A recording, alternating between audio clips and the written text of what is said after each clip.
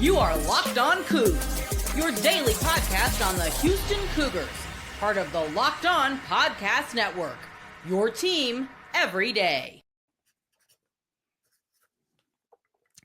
Park Rangers are Locked On Coogs here talking about Houston's football schedule. Yes, they played a basketball game Tuesday night, but the 2025 football schedule was officially released. Now, we kind of had some inklings about parts of this. We knew that week 1, they're playing Stephen F. Austin. Week 2, they're playing Rice.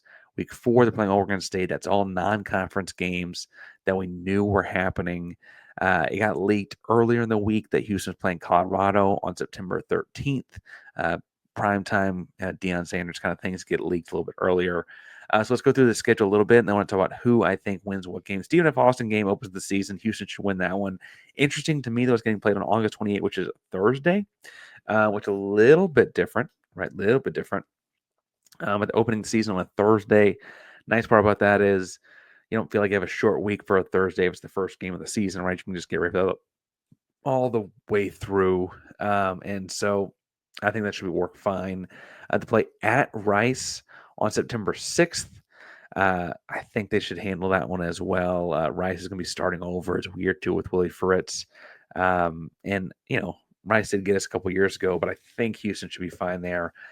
Colorado, we'll know a lot more about once we see them play a game. A lot of transfer guys in. They have like a 5-star freshman, I want to say. But reason to feel good about that one. It is a Big 12 program. It's a Big 12 game. But, it's not like you're playing a team that I think is going to have a shot at the Big 12 championship next year, but we'll see. Now they're going to because I said that, I guess. And then at Oregon State on September 27th. Oregon State is a good program. I think technically still counts as a Power 4 program, but it's not a world beater or anything like that. You host Texas Tech, which will be interesting given the way the basketball programs have gone. Texas Tech can be an in-state rival if they want to make it out. But honestly, I got to look up a lot of the guys in that Texas Tech roster. Had a bunch of money spent in the transfer portal. And so we'll see how that money turns into stuff. But man, that's an interesting game, week 5, interesting 5th game of the season right there. Then you're at Oklahoma State on October 11th. Oklahoma State was really good the last time you played them 2 years ago and really bad last year, and you didn't get to play them. So we'll see what they look like next year. I think Houston should be, if Weigman's like what we think he is, I think he'll be okay in that one. Oklahoma State's doing a lot of starting over, new coordinators, new roster with NIL money and all that. It's kind of Gundy's like do or die moment. So there's going to be desperation there for them. October 18th, you got Arizona at home. After going out there last year and playing a late night game, get to host the Arizona Wildcats. I will say I felt confident going into last year, so I should open this up with that. I feel like Houston did better than transfer portal than they did. And I feel like Houston was already bringing back a lot of talent too. So I think Arizona's something I feel all right about. Arizona State, it's all about how you replace the production they had last year. They had a magical run last year, got to overtime of the college football playoff quarterfinal. And really, I think that's kind of the MO for a lot of these teams in the Big 12 was trying to follow that the way that went for them, right? Predicted to be bottom of the conference, ran to the top and ran away with it. Now, next season, I will say, we saw Oklahoma State have a really strong 2023 and then not win a conference game in 2024. I'm not predicting to be that bad for Arizona State, but I do think that topsy-turviness is what these big conferences are built for now, where you don't quite always play everyone and can change up what your schedule looks like. I'm not going to be scared of Arizona State yet. I will say that Levitt kid at quarterback is really good. And so it could be a fun shootout, maybe. We'll see. West Virginia comes to Houston on November 1st. Mostly it might be just good vibes from the last time Houston played West Virginia in Houston, but feeling all right about that one. At UCF in Orlando, they're making that their space game in Orlando. I said 2 years ago, one of my bigger Dana Holgerson rants was when he tried to act like UCF was ahead of Houston as a program.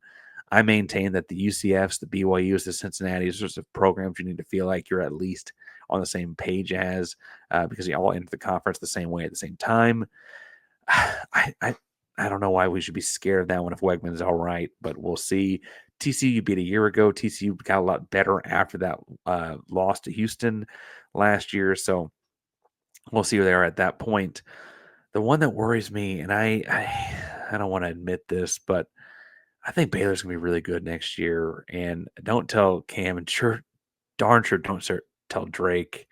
I think Baylor's gonna be really good next year, and so I see that one at the end of the season as like you know Baylor's gonna have a quarterback that could be having a big time year as a quarterback. They'll be looking to play for the Big 12 championship, trip to it, and that kind of stuff. And so that could be a tough game in Waco to end the season. Now, I've said this before, I'll say it again. They're playing Houston and Baylor the Saturday after Thanksgiving when it's officially Christmas season. Houston should wear red and Baylor should wear green. I'm going to say that again and again and again until they finally do it. But as I look at the schedule, I see this kind of thing being the thing that if the transfers go like I think they will, I think Weigman's a strong quarterback for this conference. I look at the Houston receiving core and feel pretty strong about it. Obviously, you lose Manjack, keep Boogie, bring in some key transfers from like Harvey Broussard and stuff like that. Offensive line looks better. Certainly, like more competition for spots. Which even if whatever you think about the guys coming in, competition for spots bring out the best of the guys as well. Your defense returns a ton of talent. Carlos Allen, A.J. Haulcy, Jeremiah Wilson. And so while you're, just had a change in one of the DB coaches, I think you're going to keep a lot of the talent on that defense. I don't think it's crazy to look at the schedule and think, okay, like SFA, Rice, Oregon State, those should all be wins, non-conference wins. I think you should also look at this like, one of these home games, the Arizonas, the West Virginias, the TCUs, you're going to hopefully have a home crowd that drives you to them. Now we're at 4. You surprised some people last year a couple times, like against Kansas State and stuff like that, that no reason this team can't do that again. You're at 6 with whether it's UCF, at Arizona State, or at Oklahoma State. I think Colorado is the first Big 12 game of the season, September 13th.